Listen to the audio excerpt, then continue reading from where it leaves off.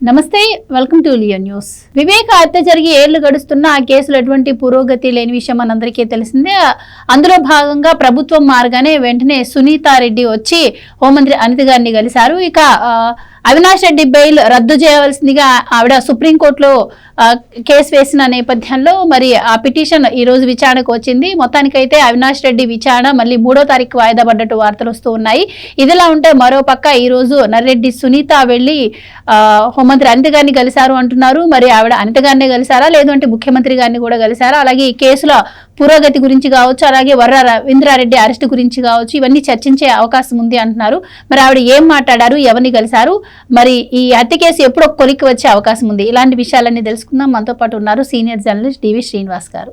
నమస్కారం సార్. నమస్తే సార్. ఈరోజు వైఎస్ వివేకానందరెడ్డి కుమార్తె వైఎస్ సునీతారెడ్డి అసెంబ్లీకి వెళ్లారు, సీఎంఓ కూడా వెళ్లారంటున్నారు. మరి ఆవిడ ఎవరిని కలవడం జరిగింది? ముఖ్యంగా సుప్రీంకోర్టులో అవినాష్ రెడ్డి కేసు విచారణకు వచ్చిన నేపథ్యంలో మరి అసలు ఆవిడ ఎలాంటి విషయాలపై వాళ్ళతో చర్చించారంటారు? మరి ఈ కేసు ఎప్పుడో కొలిక్కి వచ్చే అవకాశం ఉంటుందంటారు? డాక్టర్ సునీత వివేకానందరెడ్డి కుమార్తె ఈరోజు అసెంబ్లీకి రావడం, అక్కడ మరి సీఎంఓలు అధికారులతో భేటీ కానీ, నిన్న కడప వెళ్ళడం, అక్కడ ఎస్పీతో సమావేశం. ఏంటంటే ఇవాళ అటు ఆమెపై పెట్టినటువంటి సోషల్ సైకోల పోస్టులు మొన్న కోయా ప్రవీణ్ మాట్లాడారు, ఐజీ. ఏమని? వాళ్ళు హైదరాబాద్లో అక్కడ కంప్లైంట్ ఇచ్చారు, ఇక్కడ కనుక కంప్లైంట్ ఇస్తే దాన్ని కూడా మేము కన్సిడర్ చేసుకుని వెంటనే విచారిస్తామన్న నేపథ్యంలో అటు ఆ పోస్టుల విషయంలో మరి కంప్లైంట్ ఇవ్వటము, ఆ విషయంలో బాధితురాలుగా ఇవాళ సునీతే కాదు షర్మిల కూడా. ఏది మార్ఫింగ్ ఫోటోలు వాళ్ళ గురించి, ఒక ముఖ్యమంత్రి కుటుంబం, ఒక మాజీ ముఖ్యమంత్రి పిల్లల గురించి ఈ విధంగా అసభ్య పోస్టులు అన్న ముఖ్యమంత్రిగా ఉన్నప్పుడే పెట్టారంటే, కనీసం వాళ్ళ ఫిర్యాదులు కూడా తీసుకోలేదంటే, పొరుగు రాష్ట్రం వెళ్ళి కంప్లైంట్ చేసుకోవాల్సిన అగత్యం జగన్మోహన్ రెడ్డి పరిపాలనలో ఆయన చెల్లెళ్ళకే పట్టిందంటే, ఈరోజు సుప్రీంకోర్టులో వచ్చినటువంటి వివేక హత్య కేసు ఏది?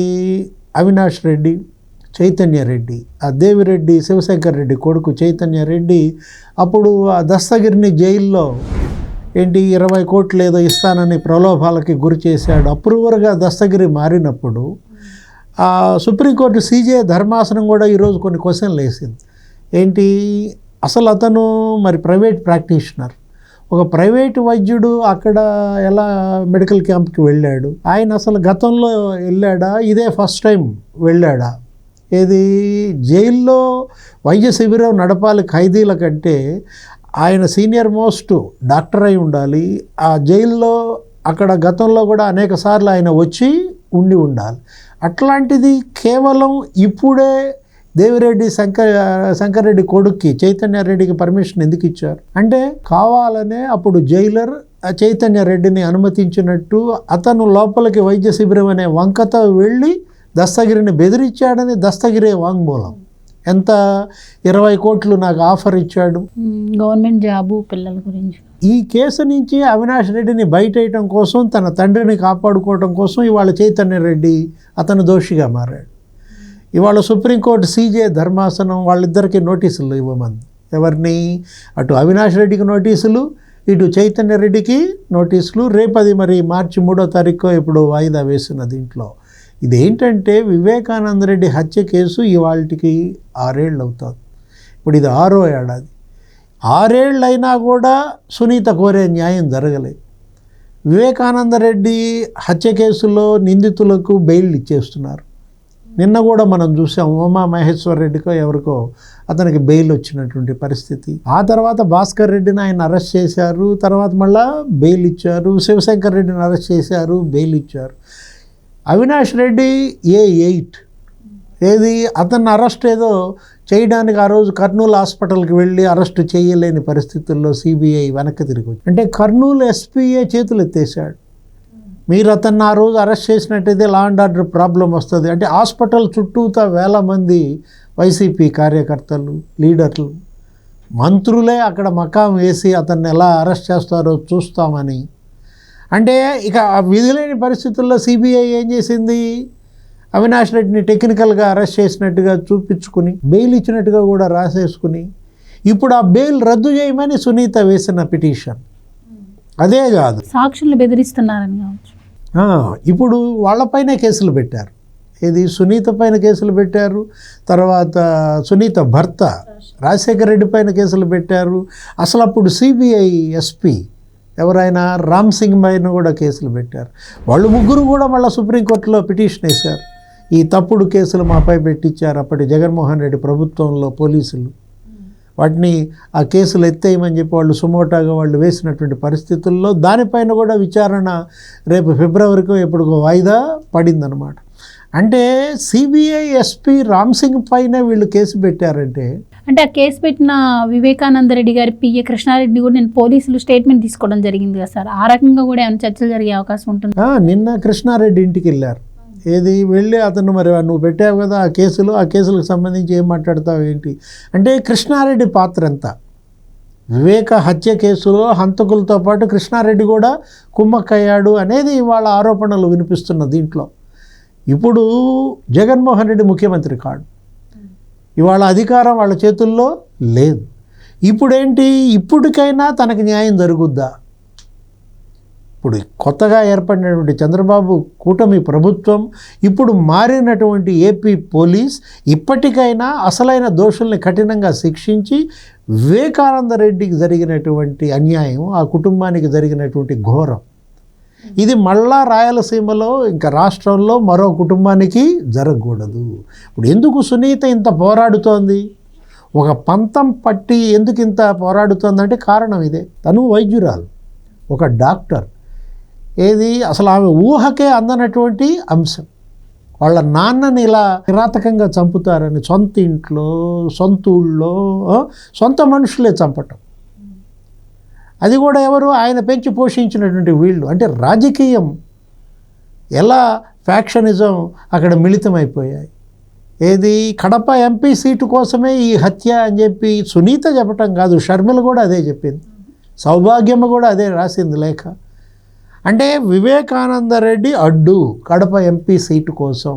ఎప్పటికైనా అతను, మా బాబాయ్ నా దగ్గరికి వచ్చాడు, చేస్తే నువ్వు పోటీ చేయి, లేకపోతే నేను పోటీ చేస్తా, అంతే తప్ప మన కుటుంబం తప్ప ఇంకో కుటుంబంలోకి వెళ్ళటానికి వీల్లేదు కడప లోక్సభ సీట్ అని మా బాబాయ్ నా దగ్గర 2 గంటలు కూర్చుని మాట తీసుకుని వెళ్ళాడు అని.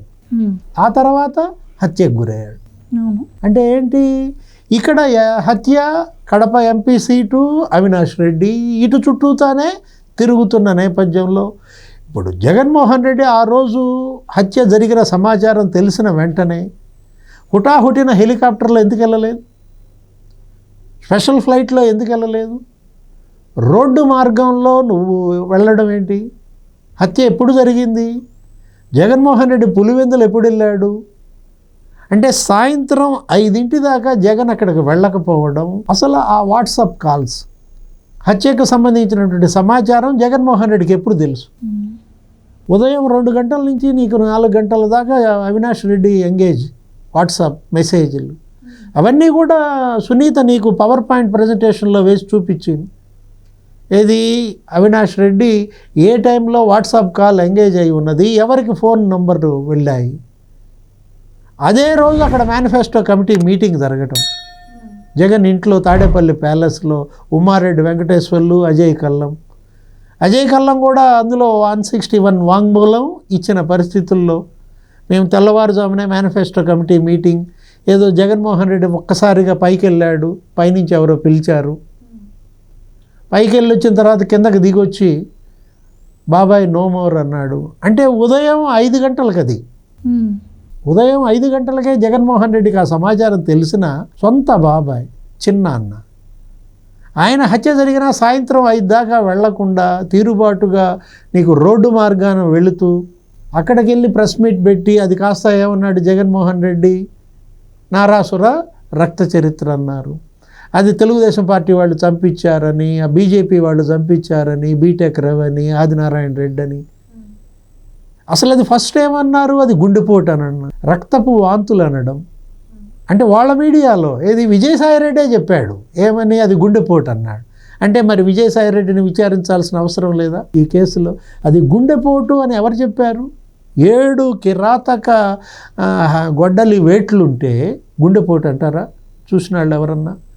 అది కట్లు కట్టింది ఎవరు, ఆ పూలు డెకరేట్ చేసింది ఎవరు, అక్కడ ఉన్నటువంటి ఆ సబ్ ఇన్స్పెక్టర్ సిఐ శంకరయ్య అతను బెదిరించింది ఎవరు, తర్వాత అతను సస్పెండ్ చేసింది అతని తర్వాత అతనికి మళ్ళీ పదోన్నతి ఇచ్చింది ఎవరు, అంటే ఇవన్నీ కూడా నీకు ఒక మహా కుట్ర, గ్రేటర్ కాన్స్పిరసీ అన్నది సిబిఐ అందుకే అన్నమాట.